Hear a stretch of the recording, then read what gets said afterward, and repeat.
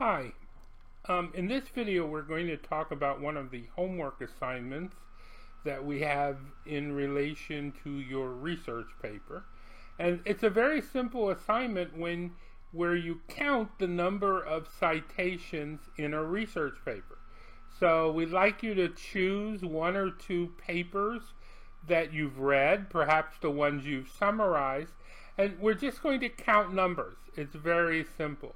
And the purpose of this assignment is that when we put these homework together as a class, we can see the variations in how many references there are in a research paper, and that will give you some sense about your eventual goals for using references in your own papers. Not necessarily this paper. This paper only has a minimum of 5 references, but as you develop as writers and you write longer, perhaps more authentic papers for publication, you'll need to know more about the number of references, how many you should have. And again, this is going to vary across disciplines. And the other factor that we're going to look at along with number is the time frame in which the references are cited. So there may be older references or newer references, and how do they relate to each other. So no individual paper is going to tell you the answer to this. There is no real answer to this question, but what we're looking at is certain trends and explanations that you'll talk about more in the class.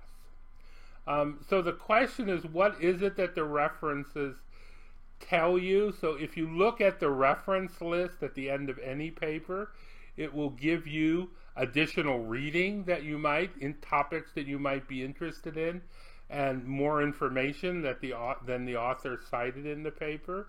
It's going to tell you on whom are you, the author, building your argument. That will tell the reader something about your background, what we call your ethos, that is how you built up your argument. It will offer your perspective on the issue. So depending on who you cite, if you're very familiar with the issues, it will give you what paradigm you're using, or who are you using to support yourself. And again, it will also give you the time frame. You can kind of quickly glance at that and say, are most of the citations relatively new? Are they older? Are they a mixture of both?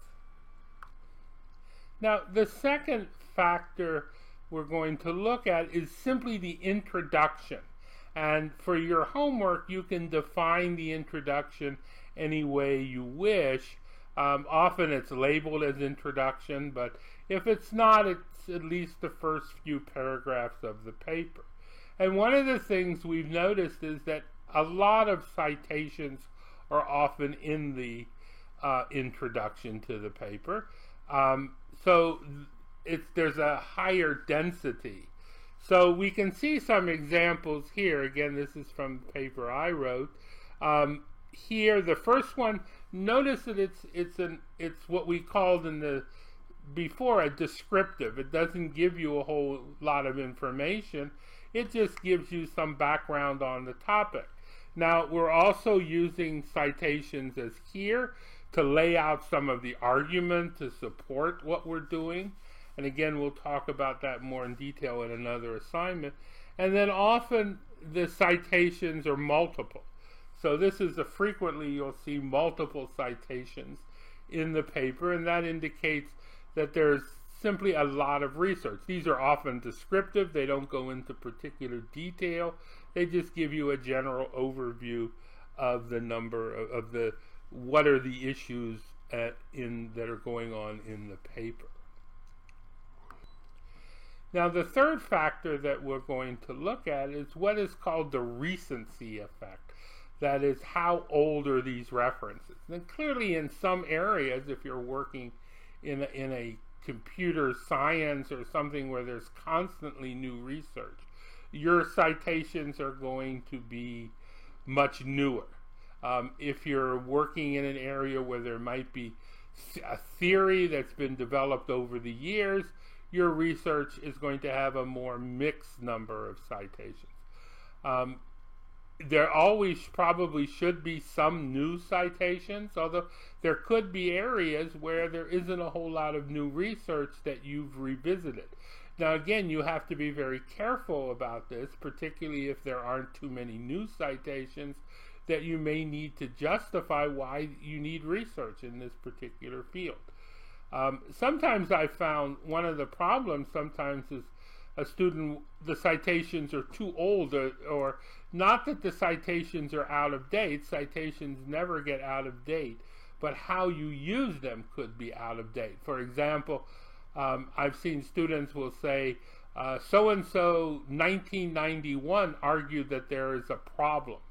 Well, in 1991 there was a problem, but that doesn't mean that 20, 25 years later there's still the problem still exists. So you have to be kind of careful about the relationship between what you say and the actual date of the citation. But in other cases, they expect you to be up on the latest research, and in that case, you're going to have a lot of new citations. So we're going to ask you 3 questions, and I just want to show you the answers if this were my paper. The total number of citations was 66. And again, that doesn't tell you anything until you start comparing it to other numbers in other papers.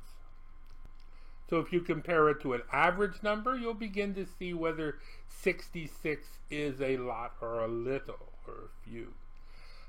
The number in the introduction was 21. So that's almost a third of all of the citations that I used in the paper, I at least mentioned in the introduction. And that gives you a sense of the importance of having citations in the introduction of the paper.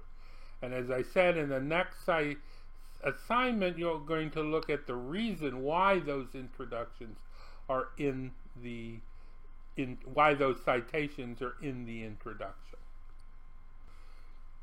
The third question is the age of the citation. And we divide it up between 0 and 5 years from the publication date, 6 to 10 years from the publication date, and over 10 years from the publication date. And the key number when we talk about recency effect is that 5 years. And remember, it could take a paper a year or so sometimes to get into publication, which means that the number of recent citations is even more significant because they may not even be the most recent citations, simply because of the publication process. Now, in my paper, 11% of the citations were from 0 to 5 years. And you'll see that's not a high number, which again indicates that this isn't necessarily the most recent research. So when I go to write up this paper, I had to make certain decisions to make it clear that this is still an important problem. 35% is from 6 to 10 years, and 54% is over 10 years.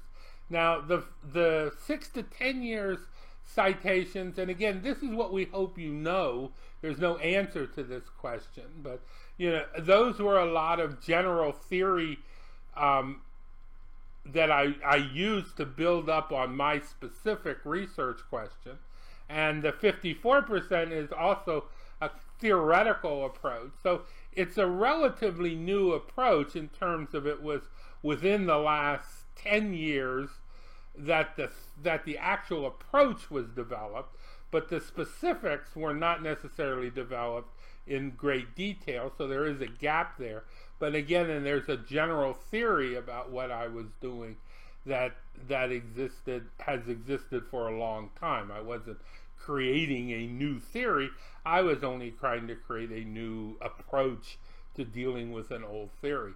And that sort of explains to you why the distribution makes sense. And in the class, when we go over this assignment in class, we're going to ask you perhaps the reasons why what this tells you about the paper. And again, there's no right answer.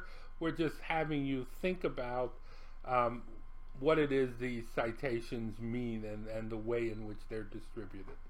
Thank you. Again, if you have any questions on the assignment, please ask your instructor.